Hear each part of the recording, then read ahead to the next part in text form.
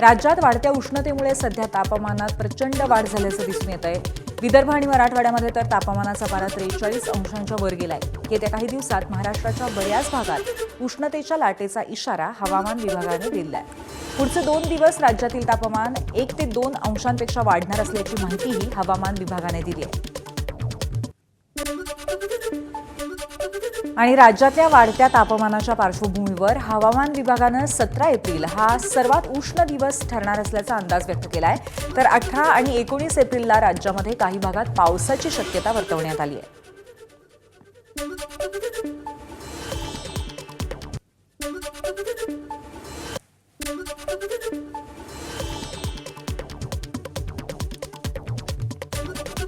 वादळी पावसाची शक्यता आहे। इव्हन अहिल्यानगर इथे सुद्धा तर 18-19 तारखेनंतर वादळी पावसाची शक्यता आहे। त्यामुळं हीट वेव्ह किंवा तापमान जे आहे ते कमी होण्याची चान्सेस आहेत 18-19 तारखेपर्यंत। परंतु 18 तारखेपर्यंत हीट वेव्ह बऱ्याच ठिकाणी आपल्याला दिसून येईल।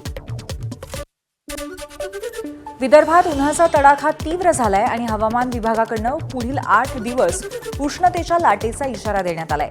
अकोल्यासह विदर्भातील नागपूर, अमरावती, वर्धा, यवतमाळ आणि गडचिरोलीत तापमान 42 ते 44 अंश सेल्सिअस इतकं आहे। गेले काही दिवस सातत्याने जाणवत असलेल्या या उकाड्यामुळे विदर्भातील नागरिक हैराण झालेत। नागपूर वेधशाळेच्या अंदाजानुसार येणाऱ्या काही दिवसात तापमान 45 अंशांच्याही वर जाणार आहे। यवतमाळ जिल्ह्यातही नागरिकांना उष्णतेच्या झळा सोसाव्या लागतायत। पारा 43 अंशांवर पोहोचलाय। त्यामुळे नागरिकांनी काळजी घेण्याचं आवाहन प्रशासनाकडून करण्यात आलंय। पश्चिम महाराष्ट्रात सातारा जिल्ह्यातही सध्या तापमानात प्रचंड वाढ झाली आहे। जिल्ह्यात तापमानाचा पारा 42 अंशांच्या पार गेलाय। त्यामुळे दुपारच्या सातारा शहरातील नेहमी असणारी वाहतुकीची वर्दळ मंदावलेली आहे। म्हणूनच प्रशासनानं नागरिकांना दुपारच्या सुमारास घराबाहेर न पडण्याचं आवाहन केलंय। सातारा जिल्ह्यात उष्णतेचा कहर वाढत चालला असल्यामुळं नागरिक हैराण झाले आहेत। सातत्याने तापमानात मोठ्या प्रमाणावर वाढ होत असल्यामुळं मोठ्या प्रमाणावर नागरिकांना उष्णतेचा झळा देखील बसताना आपल्याला पाहायला मिळत आहे। मी सध्या साताऱ्यातील कोळीनाका परिसरामध्ये आहे। तुम्ही पाहू शकता हा संपूर्ण वर्दळीचा चौक म्हणून हा मानला जातो। सर्वात महत्त्वाचा साताऱ्यातील चारही बाजूंना जोडणारा हा चौक आहे आणि या ठिकाणी मोठ्या प्रमाणावर वर्दळ ही कमी झाल्याचं आपल्याला पाहायला मिळत आहे। तापमान सातत्यानं वाढ होत असल्याने जनजीवन संपूर्ण विस्कळीत झालं आहे। सातारा जिल्ह्यात प्रचंड उकाडा देखील जाणवत आहे। तापमानाचा पारा देखील साताऱ्यात 41 अंशावर जाऊन पोहोचला आहे। तर मानखटाव भागामध्ये 42 अंशापर्यंत तापमानाचा पारा पोहोचला आहे। विशेष म्हणजे थंड हवेचे ठिकाण म्हणून ओळखल्या जाणाऱ्या महाबळेश्वरमध्ये देखील तापमानाचा पारा हा 34.5 अंशावर जाऊन गेला आहे। त्यामुळे सोलापुरातल्या वाढत्या उन्हाच्या पार्श्वभूमीवरती आरोग्य यंत्रणा सतर्क झाली आणि सोलापूर जिल्हा रुग्णालय आणि सिव्हिल हॉस्पिटलमध्ये उष्माघात कक्ष स्थापन करण्यात आलाय। अतिदक्षता विभाग आणि जनरल वॉर्डातही बेडही उष्माघात रुग्णांसाठी राखीव ठेवण्यात आले। मागील आठवडाभरापासून तापमान 40 अंशांच्या पुढे कायम असून काल यंदाच्या मोसमातील सर्वाधिक 43.2 अंश सेल्सिअस तापमानाची नोंद झाली। उष्णतेची लाट कायम राहण्याची शक्यता आहे। त्यामुळे जिल्ह्याला येलो अलर्ट जाहीर करण्यात आलाय आणि नागरिकांनी काळजी घ्यावी असं आवाहन प्रशासनाने केलंय। उष्माघातापासून बचावासाठी नागरिकांनी काय काळजी घ्यावी याबद्दल आरोग्य विभागाकडून मार्गदर्शनही करण्यात आलंय। सध्या ऊन खूप जास्त आहे आपल्या जिल्ह्यामध्ये। मला वाटतं कालचं तर 43 डिग्री सेंटीग्रेड होतं। तर अशा वेळी नागरिकांनी पहिली काळजी घेणं, उन्हात जाणं टाळलं पाहिजे। जे काही कामं असतात आपली घरगुती, घराच्या बाहेरची, शेतामधली ही मॉर्निंग आणि इव्हनिंग आवर्स म्हणजे साधारण 11 ते 4 पर्यंत उन्हात फिरणं पूर्णपणे टाळलं पाहिजे। आपल्या शरीराला पाण्याची खूप गरज असते। समजा एक हाईट वेटनुसार 3.5 वगैरे असेल तर ते एक्सटेंड होऊन आपण 5-5.5 लिटरपर्यंत पाणी पिलं पाहिजे। फारच उन्हात जायची वेळ आली तर आपलं डोकं कव्हर केलेलं असलं पाहिजे, डोळे कव्हर केलेले असले पाहिजे आणि आपल्यासोबत पाणी कंटिन्युअसली पाहिजे। धुळे जिल्ह्यात तापमानाचा पारा 41 अंशांवर पोहोचलाय। त्याबरोबर उन्हाळ्यात विजेची मागणी वाढते। त्यामुळे अनेक वेळा वीज पुरवठा खंडित होतो। वाढलेल्या विजेच्या मागणीमुळे आणि तापमानामुळे विद्युत रोहित्र गरम होतात आणि तांत्रिक बिघाड होऊन वीज पुरवठा खंडित होत असतो। यावर उपाय म्हणून वीज वितरण कंपनीच्या सबस्टेशन इथे विद्युत रोहित्र थंड राहावं, त्यात तांत्रिक बिघाड होऊ नये म्हणून कूलर लावण्यात आले। धुळे शहर आणि ग्रामीण भागात असलेल्या 36 सबस्टेशन्सवरती 106 कूलर्स लावण्यात आले। 2 दिवसांपासूनच्या शटडाऊनमुळे ठाणे महानगरपालिका क्षेत्रातील काही भागात पाण्याची समस्या भेडसावतीये. त्यामुळे मोठ्या संख्येनं साकेत परिसरात ठाणे महापालिकेच्या वतीने टँकरनं पाणी पुरवठा केला जातोय. 700 ते 1000 रुपयांच्या घरात ठाणे महानगरपालिका टँकर ट्रान्सपोर्टला पाणी दिलं जातं. शटडाऊनमुळे अनेक गृहसंकुलाला पाण्याचा फटका बसत असल्यामुळे जास्तीत जास्त पाणी ठाणे महानगरपालिकेने द्यावं अशी मागणी सुद्धा अनेक ठिकाणहून होताना पाहायला मिळतेय.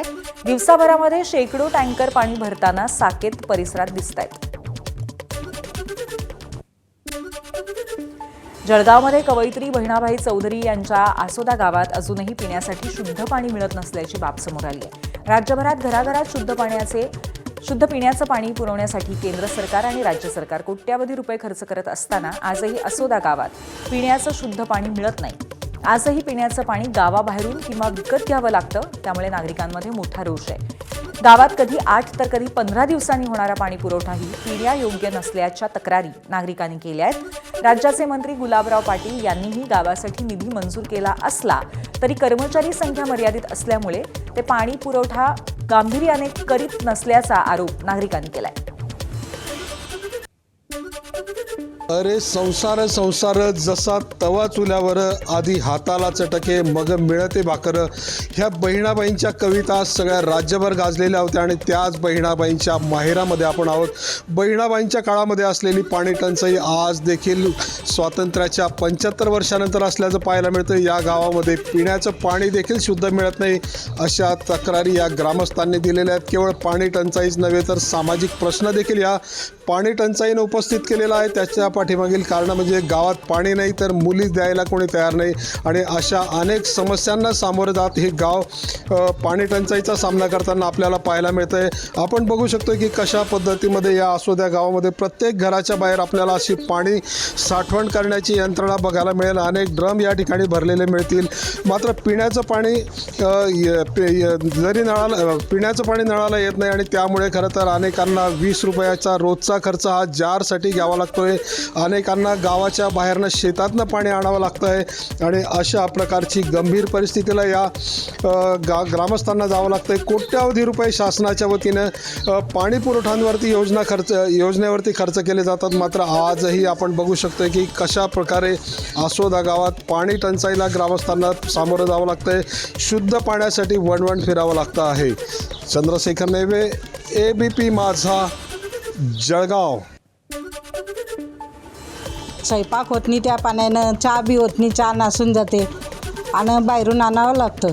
आमच्या गावामध्ये 15 दिवसांनी पाणी येतं, पण सांडपाणी येतं, पिण्याचे पाणी नाही आहे. एकदम मळकं पाणी येतं. हां, पिण्याचे पाणी गोड नाही आणि मैका येतं. पिण्याचं पाण्याचं काय करता तुम्ही? आम्ही बाहेरून आणतो पिण्याचं पाणी. खूप घाण पाणी येतं नळाला. कधी कधी तर गटाराच्या पाण्याचा वास येतो. आम्हाला बाहेरून पाणी आणावं लागतं, नाही तर मग जार घ्यावा लागतो. भाज्या कोणत्याच भाज्या शिजत नाही. नळाला आलेल्या पाण्यात भाजी शिजत नाही? नाही, नळाच्या पाण्याने भाजी शिजत नाही. आम्ही जार आणतो किंवा शेतातून पाणी आणतो. वाशिम जिल्ह्यात यंदा पाणी टंचाईचं सावट गडद झालंय. वाढत्या तापमानामुळे लघु आणि मध्यम प्रकल्पातील जलसाठा झपाट्याने कमी होतोय.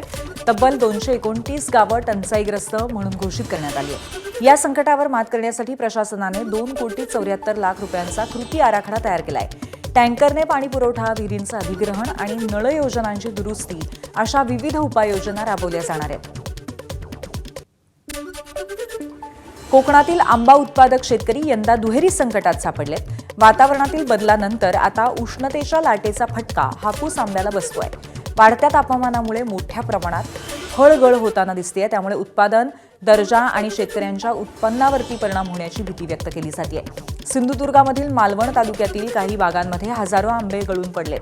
पुढील काही दिवस उष्ण आणि दमट हवामानाचा इशारा असल्यामुळे शेतकऱ्यांची चिंता आणखी वाढली आहे. आता तोंडाशी आलेला म्हणजे अक्षरशः काढणीला आलेला आंबा आज भाजून पडला आहे. त्याच्यामुळे त्याचा काही उपयोग होणार नाही आणि पूर्णपणे त्याच्यात नुकसान झालेलं आहे. जवळजवळ आज 10 ते 15,000 आंबा फळ एवढ्या मोठ्या प्रमाणात खाली पडलेलं आजच्या 2 दिवसामध्ये पडलेलं आहे.